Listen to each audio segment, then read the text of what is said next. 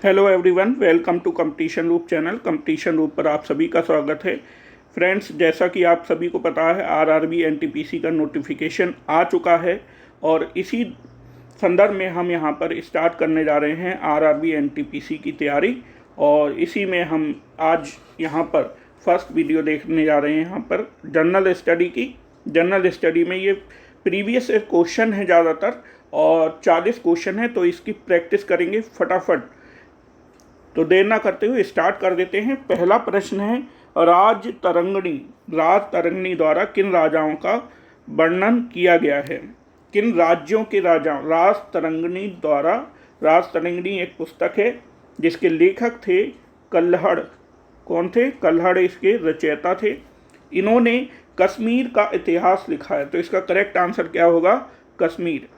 ठीक है, तो कश्मीर का इतिहास किसके द्वारा लिखा गया है? कल्हड़ के द्वारा, और पुस्तक का नाम है राज तरंगिणी।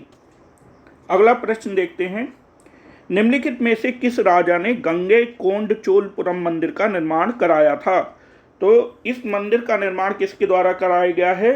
राजेंद्र चोल के द्वारा। इस मंदिर का निर्माण राजेंद्र चोल प्रथम, यानी चोल वंश के राजा थे राजेंद्र चोल, प्रसिद्ध राजा थे, उनके द्वारा इस मंदिर का निर्माण कराया गया है। अगला प्रश्न है, भीमबेटका गुफाएं कहाँ स्थित हैं? तो भीमबेटका की जो गुफाएं हैं वो आपकी मध्य प्रदेश में स्थित हैं। भीमबेटका की गुफाएं अपनी शैल चित्रकला के लिए भी प्रसिद्ध हैं। अगला प्रश्न है, निम्नलिखित में से बिमल शाह द्वारा निर्मित संगमरमर का मंदिर कौन सा है? बिमल शाह ने किस मंदिर का निर्माण कराया था? तो बिमल शाह ने दिलवाड़ा के जैन मंदिर का निर्माण करवाया था। दिलवाड़ा मंदिर जिसको बोलते हैं। दिलवाड़ा मंदिर कहाँ पे है? माउंट आबू में। कहाँ पे? माउंट आबू। माउंट आबू कहाँ पर है? ये राजस्थान में है। माउंट आबू राजस्थान में है। ठीक है, तो माउंट आबू पे दिलवाड़ा के जैन मंदिर का निर्माण करवाया गया है बिमल शाह के द्वारा। अगला प्रश्न है, निम्नलिखित मंदिरों में से किसको यूरोपीय नाविकों द्वारा ब्लैक पैगोडा भी कहा जाता है? तो ब्लैक पैगोडा किस मंदिर को कहा जाता है? ब्लैक पैगोडा कहा जाता है कोणार्क मंदिर को। ठीक है, कोणार्क मंदिर जो उड़ीसा में है, ये सूर्य देवता को समर्पित एक मंदिर है, सूर्य को समर्पित है। इसको ब्लैक पैगोडा के नाम से जाना जाता है। अगला प्रश्न है, 13वीं सदी में बख्तियार खिलजी ने बंगाल के किस राजा को पराजित किया था? तो बख्तियार खिलजी एक आक्रमणकारी थे और इन्होंने बंगाल के सेन वंश के लक्ष्मण सेन को पराजित किया था।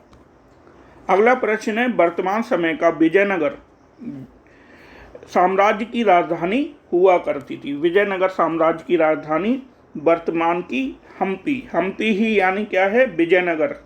विजयनगर जो स्थान है, और विजयनगर की स्थापना की थी दो भाइयों ने, हरिहर और बुक्का ने। हरिहर और बुक्का के द्वारा विजयनगर साम्राज्य की स्थापना की गई थी। अगला प्रश्न है, प्लेग उन्मूलन की याद में मोहम्मद कुली कुतुब शाह द्वारा निर्मित स्मारक निम्नलिखित में से कौन सा मीनार है? तो कुली कुतुब शाह ने हैदराबाद में 4 मीनार का निर्माण कराया था। तो 4 मीनार का जो निर्माण कराया गया था वो किस उपलक्ष्य में कराया गया था? प्लेग उन्मूलन की याद में मोहम्मद कुली कुतुब शाह के द्वारा करवाया गया था इसका निर्माण। अगला प्रश्न है, अहमदनगर की किस रानी ने बादशाह अकबर का विरोध किया था? तो अहमदनगर की जो रानी थी उनका नाम है चांद बीबी। चांद बीबी ने बादशाह अकबर का विरोध किया था जब उन्होंने अहमदनगर पर आक्रमण किया था।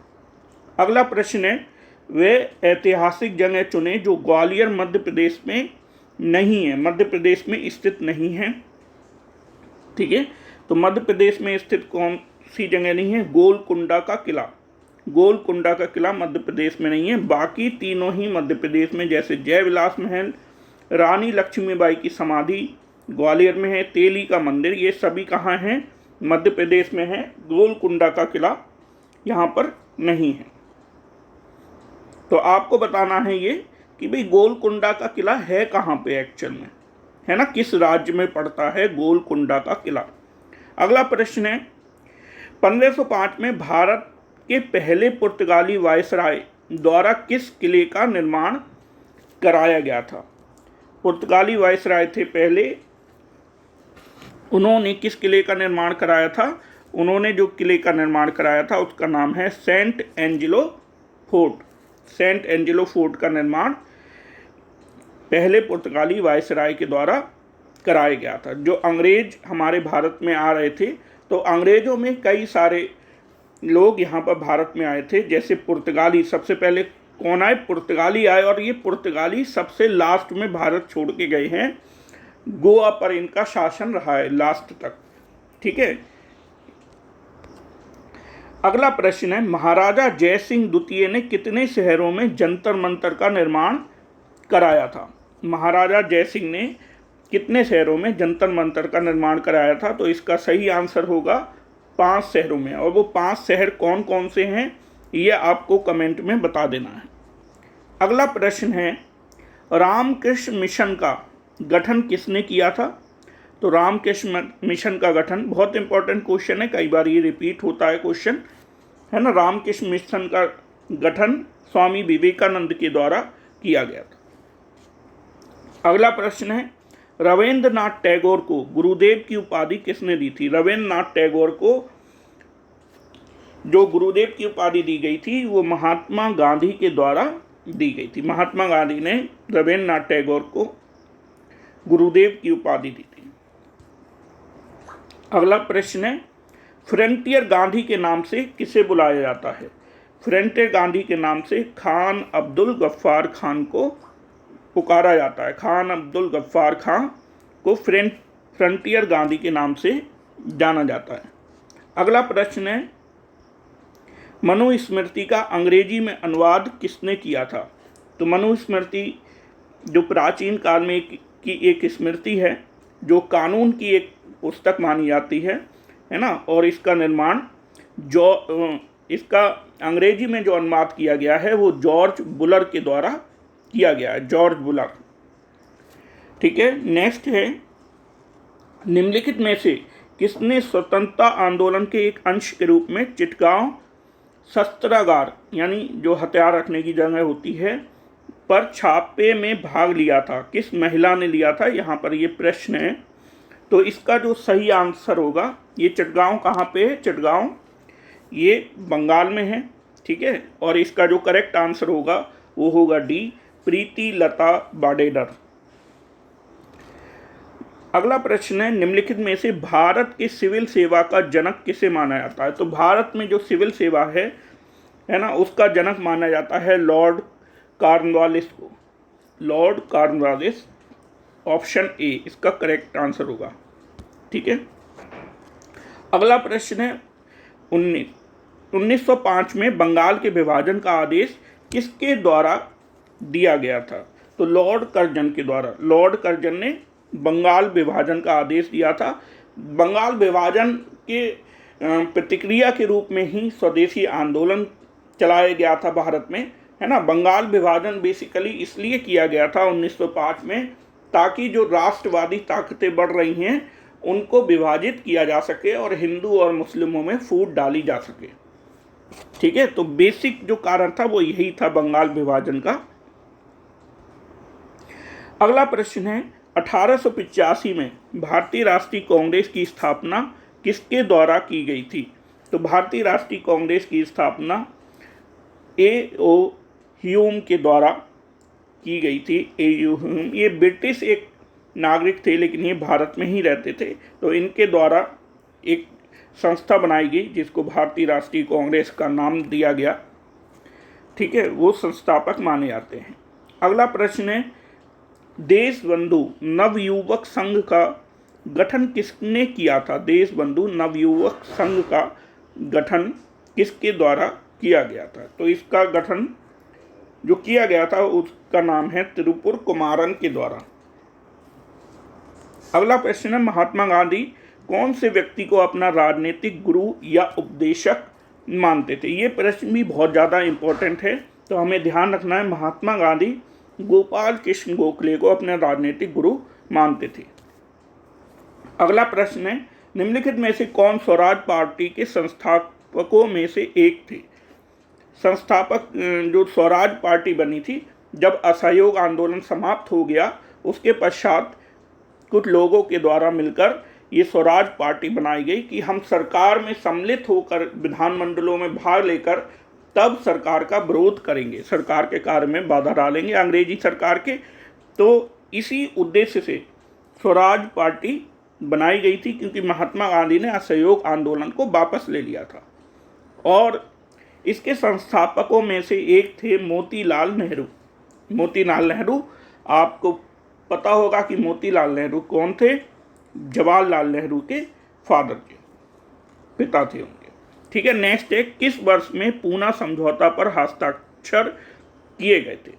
पूना समझौते पर हस्ताक्षर किए गए थे सन 1932 में, 1932 में। पूना समझौता बेसिकली क्या था? जब कम्युनल अवार्ड, एक अवार्ड यानी एक नीति लाई गई थी जिसमें सांप्रदायिक विभाजन था।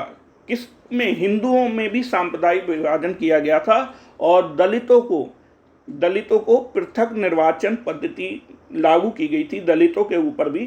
तो इसके विरोध में जब महात्मा गांधी ने जेल में ही, उस समय जेल में थे, उन्होंने आमरण अनशन प्रारंभ कर दिया था, भूख हड़ताल शुरू कर दी थी। तो बाद में महात्मा गांधी और डॉक्टर भीमराव अंबेडकर के बीच में एक समझौता हुआ जिसको पूना समझौता के नाम से जाना जाता है। अगला प्रश्न है, नेताजी सुभाष चंद्र बोस ने निम्नलिखित दलों में से किसकी स्थापना की थी? तो सुभाष चंद्र बोस ने स्थापना की थी ऑल इंडिया फॉरवर्ड ब्लॉक की। ऑल इंडिया फॉरवर्ड ब्लॉक की स्थापना कब की गई थी? जब त्रिपुरी में संकट आया था। त्रिपुरी संकट किसको बोलते हैं? यानी एक बार कांग्रेस का विभाजन हुआ था 1907 में, इसी तरह एक बार फिर विभाजन होने की नौबत आ गई थी जिसको त्रिपुरी संकट बोलते हैं, है ना। और इसी के बाद सुभाष चंद्र बोस जी के द्वारा ऑल इंडिया फॉरवर्ड ब्लॉक की स्थापना की गई थी। तो इसका करेक्ट आंसर क्या है? बी है, ऑल इंडिया फॉरवर्ड ब्लॉक। अगला प्रश्न है, स्वतंत्रता से पूर्व असंख्य रियासतों में से कौन सी रियासत सबसे बड़ी थी? तो स्वतंत्रता से पूर्व सबसे बड़ी जो रियासत थी, देसी रियासत, उसका नाम था हैदराबाद। ठीक है, हैदराबाद का नवाब बाद में, जब हैदराबाद में कार्रवाई हुई तो वो पाकिस्तान भाग गए। अगला प्रश्न है, भारत की स्वतंत्रता के तुरंत बाद गोवा राज्य था डैश। किसके अंडर में था रहा गोवा? गोवा रहा पुर्तगालियों के अंडर में। तो पुर्तगाली राज था, इसका करेक्ट आंसर है बी। और सन 1961 तक पुर्तगाल का ही कब्जा रहा था गोवा पर। 1961 में पुर्तगाल आज़ाद हुआ, गोवा आज़ाद हुआ किससे? पुर्तगाल से।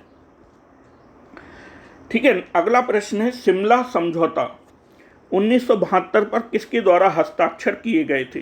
तो शिमला समझौते में इंदिरा गांधी और जुल्फ़िकार अली भुट्टो, जो पाकिस्तान के प्रधानमंत्री थे उस समय, उनके बीच ये समझौता हुआ था जिसको शिमला समझौते के नाम से जाना जाता है। अगला प्रश्न है, बर्लिन की दीवार किस वर्ष ध्वस्त की गई थी? बर्लिन कहाँ पर है? बर्लिन की दीवार यानी बर्लिन कहाँ पे, पहले तो ये बताना है। तो बर्लिन कहाँ पे है? जर्मनी में है।